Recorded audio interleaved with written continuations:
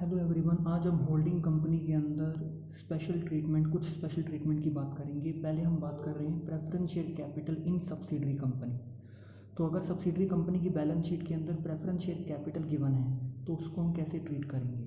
तो उसको हम माइनॉरिटी इंटरेस्ट के अंदर इंक्लूड करेंगे, राइट। और ना सिर्फ उसको बल्कि उसके ऊपर जो डिविडेंड आ रहा है उसको भी हम माइनॉरिटी इंटरेस्ट के अंदर इंक्लूड करेंगे। लेकिन हाँ, if not held by holding company, अगर क्वेश्चन के अंदर ये मेंशन नहीं है कि होल्डिंग कंपनी होल्ड करता है प्रेफरेंस शेयर कैपिटल को, तो हम उसको माइनॉरिटी इंटरेस्ट ही मानेंगे। इसको हम एक क्वेश्चन के थ्रू समझते हैं। तो क्वेश्चन के अंदर सिर्फ मैं प्रेफरेंस शेयर कैपिटल के ऊपर ही फोकस करूंगा। इस क्वेश्चन के अंदर एक बैलेंस शीट गिवन है, राइट, और कुछ इन्फॉर्मेशन गिवन है, लेकिन हम सिर्फ यहाँ पर प्रेफरेंस शेयर कैपिटल के ऊपर ही फोकस करेंगे।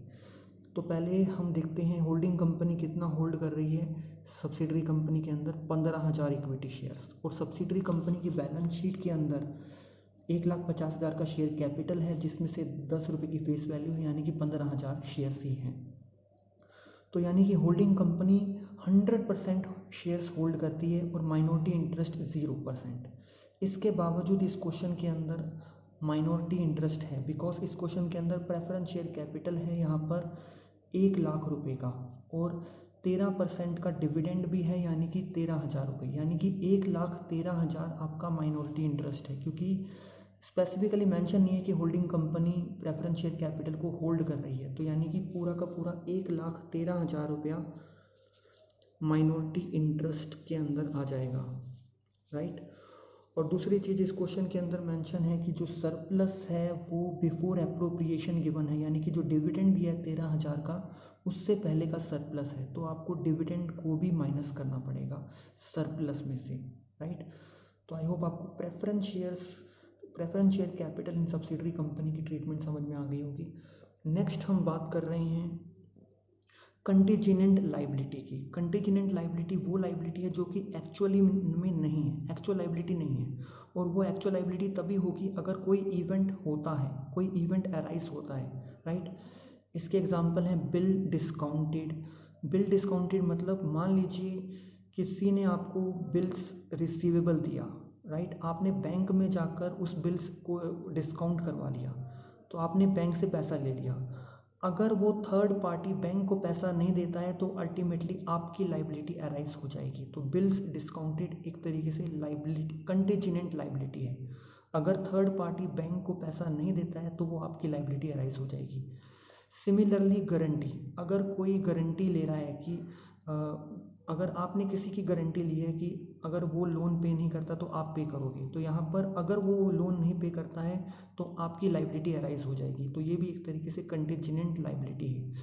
Arrears of dividend on cumulative preference shares, right.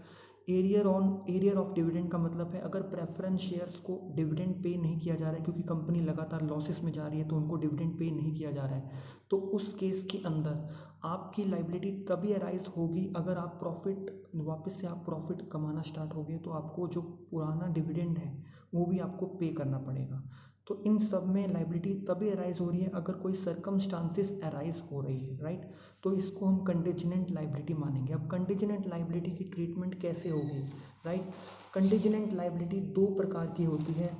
पहला आपका इंटरनल लाइबिलिटी है, दूसरा आपका एक्सटर्नल लाइबिलिटी है। इंटरनल जो होल्डिंग और सब्सिडरी के बीच में है, होल्डिंग और सब्सिडरी के बीच में जो भी इंटरनल लाइबिलिटी है वो तो डिसअपेयर हो जाएगी, बैलेंस शीट में कहीं भी शो नहीं होगी।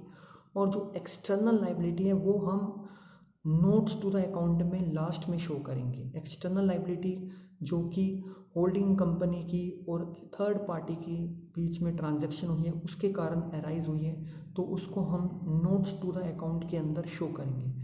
तो इसको भी हम एक क्वेश्चन के थ्रू समझते हैं, कंटीजेंट लाइबिलिटी को भी। अगेन इसके अंदर सिर्फ हम कंटीजेंट लाइबिलिटी को ही समझने की कोशिश करेंगे। सिर्फ आपको बैलेंस शीट गिवन है, आपको कुछ इन्फॉर्मेशन गिवन है, तो यहाँ पर एच लिमिटेड और एस लिमिटेड है। एस लिमिटेड आपकी सब्सिडरी कंपनी है, होल्डिंग कंपनी एच लिमिटेड है। एस लिमिटेड ने इशू करे बिल्स पेबल एच लिमिटेड को, सभी बिल्स पेबल एच लिमिटेड को इशू करे। तो पहले तो हम देखते हैं एस लिमिटेड की बैलेंस शीट के अंदर बिल्स पेबल कितने हैं, राइट। बिल्स पेबल कितने हैं, बिल्स पेबल यहाँ पर आप देख सकते हो, टोटल बिल्स पेबल है 20,000 एस लिमिटेड की बैलेंस शीट के अंदर, सब्सिडरी की बैलेंस शीट के अंदर, 20,000 के शेयर्स हैं, राइट। तो अब आप देख सकते हो, एक चीज़ आप देख सकते हो यहाँ पर एच लिमिटेड ने सभी बिल्स पेबल एच लिमिटेड को इशू करे। Bill receivable of H limited कितने हैं? 12,000 रुपये। एच लिमिटेड की बैलेंस शीट के अंदर बिल्स रिसीवेबल में सिर्फ 12,000 ही एच लिमिटेड के हैं। बिल्स पेबल तो इशू कर रहे हैं कितने, अभी मैंने आपको बताया 20,000, और बिल्स रिसीवेबल कितने हैं? 12,000। इसका मतलब क्या हुआ? इसका मतलब एच लिमिटेड ने बिल्स डिस्काउंट करवाए हैं बैंक से, तभी उसकी बैलेंस शीट में बिल्स रिसीवेबल कम शो हो रहे हैं। यानी कि 8,000 के बिल्स रिसीवेबल जो है वो डिस्काउंट करवा लिए गए हैं। यानी कि 8,000 रुपये के बिल्स डिस्काउंट करवाए गए हैं और वो एच और एस के बीच में ट्रांजैक्शन के हिसाब से करवाए गए, यानी कि वो इंटरनल कंटीजेंट लाइबिलिटी आपकी 8,000 की है। और क्वेश्चन के अंदर यहाँ पर मेंशन है कि contingent liability bill discounted by H limited, आपको क्वेश्चन के अंदर मेंशन है 25,000 है। यानी कि टोटल कंटीजेंट लाइबिलिटी आपका 25,000 है, उसमें से 8,000 की आपकी इंटरनल कंटीजेंट लाइबिलिटी है। तो एक्सटर्नल कंटीजेंट लाइबिलिटी कितनी हो गई आपकी? 17,000 की, राइट। इंटरनल कंटीजेंट लाइबिलिटी आपकी 8,000 की है और एक्सटर्नल कंटीजेंट लाइबिलिटी आपकी 17,000 की है। 25,000 में से 8,000 हमने माइनस करे, राइट। तो हम बैलेंस शीट के अंदर, क्वेश्चन के अंदर नोट्स टू द अकाउंट के अंदर लास्ट में हम यहाँ पर कंटीजेंट लाइबिलिटी को शो करेंगे कितना, there is a contingent liability of ₹17,000। बस इसका यही ट्रीटमेंट है कंटीजेंट लाइबिलिटी का, राइट। आई होप आपको प्रेफरेंस शेयर कैपिटल और कंटीजेंट लाइबिलिटी की ट्रीटमेंट समझ में आ गई होगी। Thank you very much.